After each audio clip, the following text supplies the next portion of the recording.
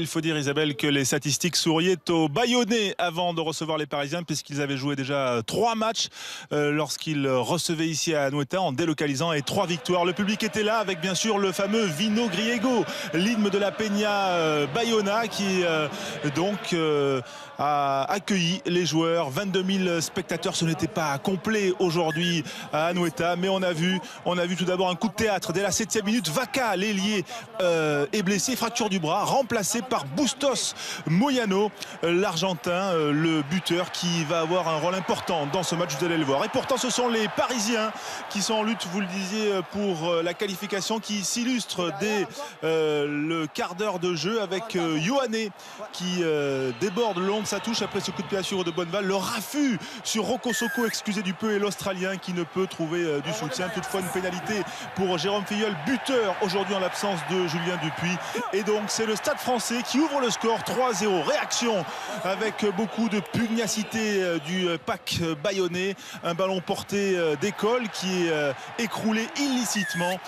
Monsieur Ruiz qui offre une pénalité aux Bayonnais, et c'est Bustos Moyano qui la transforme. Les Bayonnais égalisent, puis 6-3, puis 9-3 grâce à cette opportunité de Scott Pedding. Coup de pied à suivre. Bonneval, arrière aujourd'hui, qui défend, et les Parisiens sont poussés à la faute. Voilà, 3 sur 3 pour Bustos Moyano, le remplaçant, qui fait parler la précision de sa botte. On se souvient qu'il avait été capital dans l'épopée de Montpellier en 2011, l'Argentin de Cordoba. Mais regardez la réaction des Parisiens. Bosman qui prend l'intervalle, qui trouve intérieur Burban, qui alerte Naya Salehou extérieur. Alors bien sûr, monsieur Ruiz va faire appel à la vidéo pour confirmer ou non, ou valider ou non l'essai. La passe au cordeau, elle est validée, et c'est l'essai du Fidjien, l'ailier droit, qui réussit à écroulé et à passer devant, puisque le Stade Français mène alors 10-9. Mais les Bayonnais ne s'arrêtent pas. Petit côté,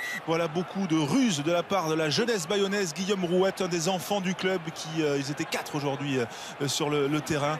Voilà, Rouette qui ne peut pas trouver Faoso. Mais à la mi-temps, c'est Bayonne qui vire en tête, 12-10 en faveur des Bayonnais. Voilà, Sergio Parissé, toujours incertain, qui reviendra la semaine prochaine, qui étaient là, les Parisiens qui avaient fait un stage depuis mardi à Hendaye, et qui donc sont arrivés, qui réattaquent la deuxième période avec force, à l'image de la mêlée parisienne souveraine.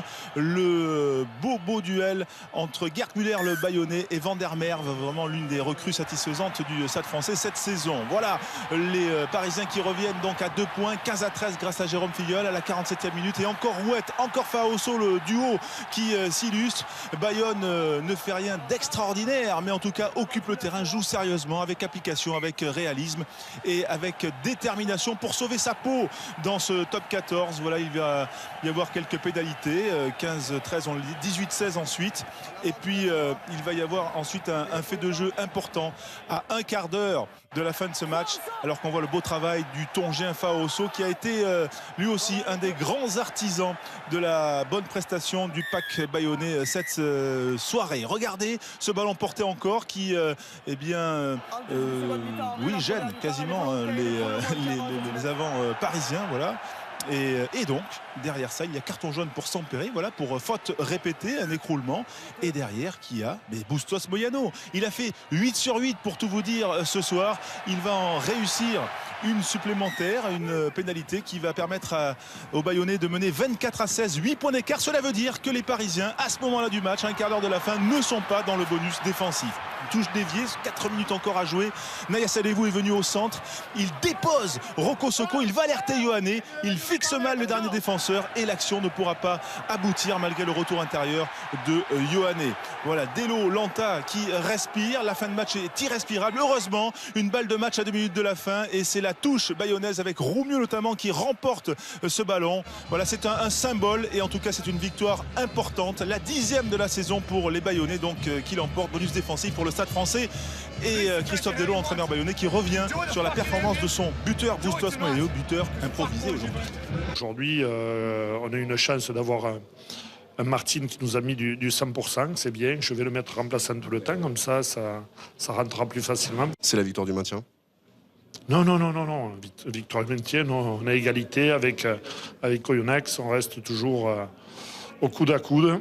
Voilà, il y a ce match à Grenoble qui se dessine, qui va être très dur. Et puis après, il y a encore un gros morceau qui s'appelle le Chemin de France, qui s'appelle Castres. Voilà, donc rien n'est fait et tout est à jouer encore. Regardez juste à la fin du match les joueurs qui étaient hors du groupe et qui étaient là sur la touche en stage, en tout cas qui sont venus retrouver leurs partenaires avec leur smartphone pour voir les résultats. Regardez Pascal Papé avec Julien Arias, on vient faire les calculs, savoir qui a fait la bonne opération. Ce n'est pas eux, ils visent soi-disant la 7e place, mais regardez l'émotion de Jérôme Filleul, l'ancien, qui a craqué littéralement. Il s'en est expliqué à Yann Chabonat. Une prise de conscience du fait que la saison peut se terminer, donc voilà quoi. C'est à mon vieil âge, on n'a plus trop l'occasion de pouvoir bénéficier des phases finales. Donc voilà, c'est une phase finale qui peut nous échapper et qui peut m'échapper également. Donc voilà.